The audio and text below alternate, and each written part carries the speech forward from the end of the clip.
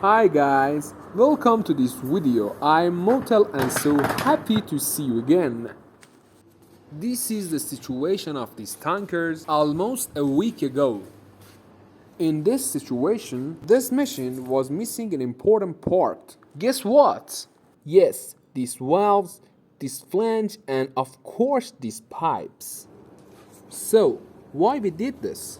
Because in the oil production process, we have to heat the oil to high temperature. Therefore, we direct the steam inside through these valves.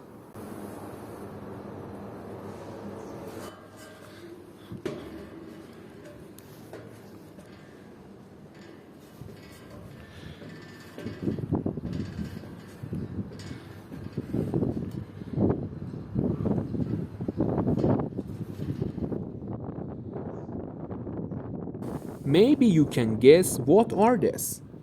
Yes, we repeated this part like bottom of tankers. And as you know, we removed the steam from these valves.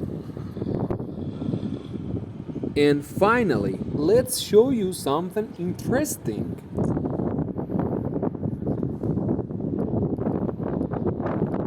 Steam flows inside these coils. Guys, thanks for watching me. Don't forget to like this video and subscribe me.